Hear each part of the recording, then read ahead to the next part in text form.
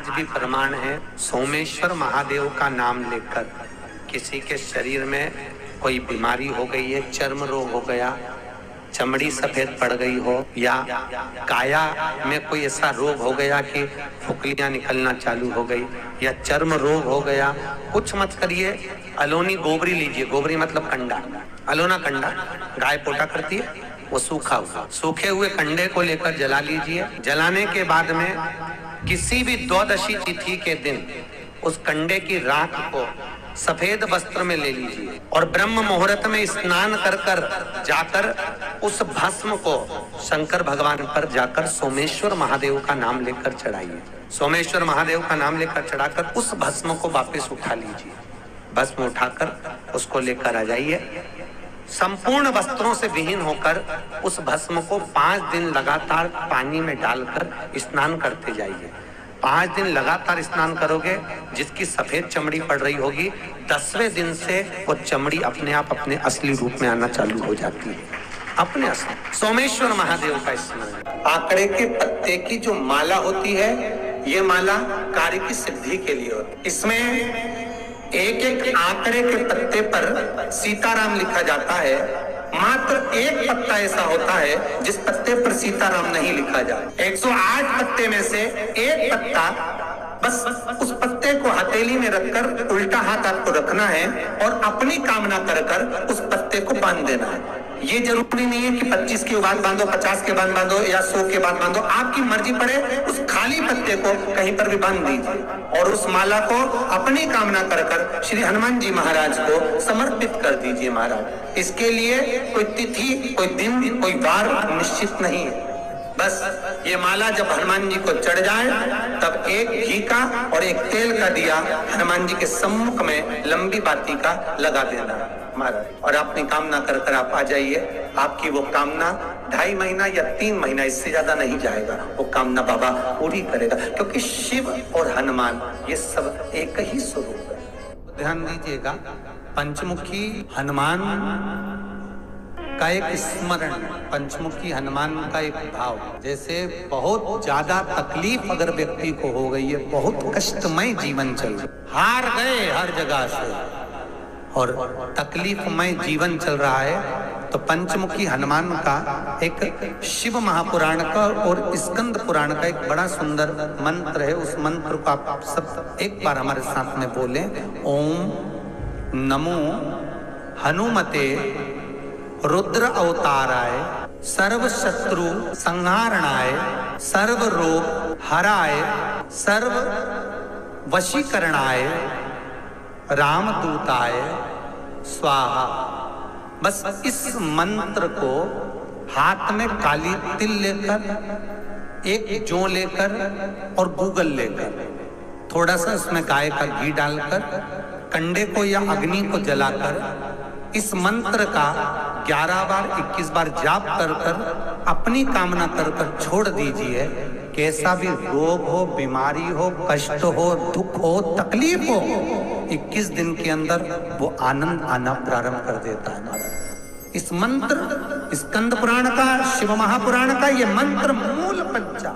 यदि कोई काम के लिए जा रहे हो, कोई व्यापार के लिए जा रहे हो या नौकरी करने के लिए जा रहे हो और लगी नहीं रही, बहुत तकलीफ पा रहे हो, सर्विस ही नहीं लग रही, बहुत कष्टमय हो गया, तो निवेदन करूंगा 5 पीपल के पत्ते पर बेसन के 5 लड्डू घर में बने हुए, गाय के घी के 5 लड्डू रख लो।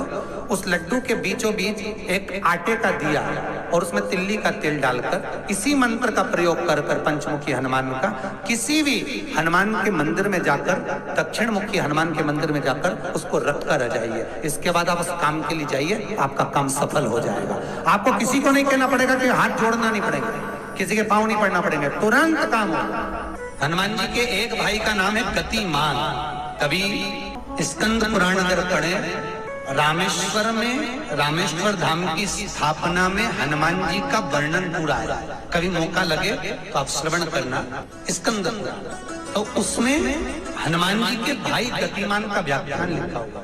अगर कोई व्यापार व्यवसाय या कोई गाड़ी या कोई फैक्ट्री जो लोहे का काम करने वाले हैं, जिनकी फैक्ट्रियां चल रही हो, वाहन का कोई गाड़ी लाके एक्सीडेंट हो जाता है, कोई पकड़ लेता है, कोई चक्कर आ जाता है, कुछ ना कुछ प्रॉब्लम, अगर लोहे से जुड़ी हुई फैक्ट्री हो, व्यापार हो, व्यवसाय हो, गाड़ी हो, घोड़ा हो, उसमें तकलीफ आ रही हो, हनुमान जी महाराज के उल्टे पांव का सिंदूर लाकर गाड़ी पर या फैक्ट्री पर स्वस्तिक बना दिया जाए और गतिमान का नाम लेकर बनाया जाए तो उस फैक्ट्री में कभी तकलीफ नहीं आ सकती, उसमें उन्नति ही बढ़ेगी। हनुमान जी के भाई गतिमान का स्मरण कर, यहाँ तक गतिमान का स्मरण किया गया है।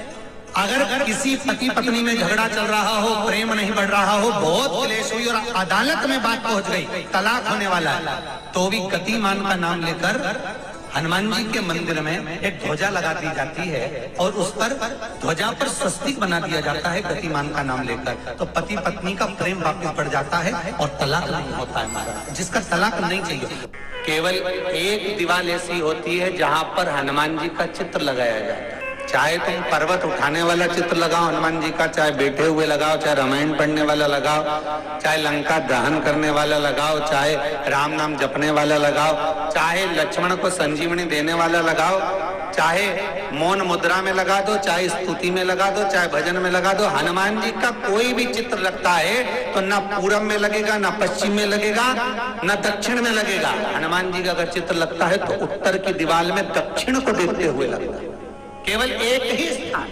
जैसे पूर्वजों के चित्र को, पितरों के चित्र को, गए हुए हमारे जीवों के चित्र को दक्षिण में विराजमान किया जाता है, उसी तरह हनुमान को उत्तर में विराजमान कर कर दृष्टि दक्षिण में कर दी जाए। घर में हनुमान जी के जितने फोटो होते हैं उसको केवल दक्षिण दिशा में लगा और उत्तर दिशा में लगा बिठा देते हैं और दक्षिण की ओर उनकी दृष्टि होना चाहिए, दक्षिण की ओर उनका मुख होना चाहिए।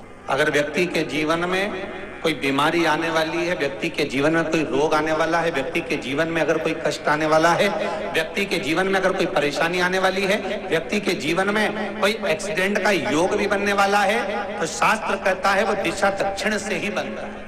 ये दक्षिण जो दिशा है ये यम की दिशा है। और जब हमारे घर में, हम ये नहीं कह रहे कि आप हनुमान जी का फोटो लगाओ, हम ये भी नहीं कह रहे, आपके घर में हो और आपने अगर विराजमान कर रखा है किसी दिशा में तो हमारा तो निवेदन रहेगा, अभी तक आपने अगर जैसा रखा पर एक बार दिशा बदल कर देखना कि रोग, बीमारी, कष्ट, दुख, तकलीफ में आपको लाभ मिला कि ना। हनुमान जी ने केवल दक्षिण दिशा की ओर अगर मुख कर हमने विराजमान कर दिया, फोटो ही विराज दिया। हम ये नहीं कहेंगे आपसे कि आप बाजार से फोटो खरीद के लाओ फिर लगाओ, नहीं, आपके घर में हो तो आप लगाओ। विशेष जब कामना रहती है, विशेष कामना, आज आपका मन कर गया 108 चावल के दाने मेरे को शिव जी को चढ़ाना, 108 चावल के दाने मुझे आज शंकर भगवान को चढ़ाना, विशेष आज आपके मन में कोई मनोरथ बड़ा है, कोई कामना बड़ी है और बाबा से आपने विनती करी कि मेरा ये कार्य अटक रहा है, आप पूरा करोगे, मुझे विश्वास है। 108 चावल के दाने चढ़ाना है। आपने चंदन लगाया,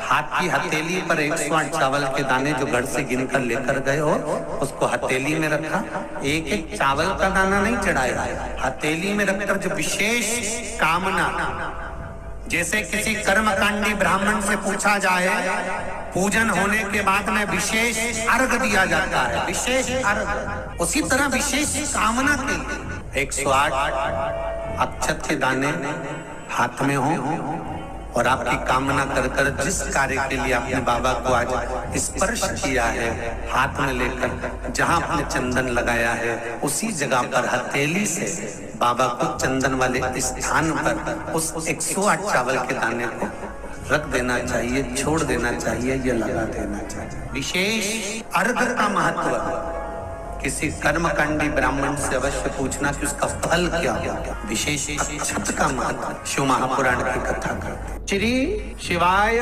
नमस्तुभ्यम, सब बोलिए एक बार जमकर, श्री शिवाय नमस्तुभ्यम।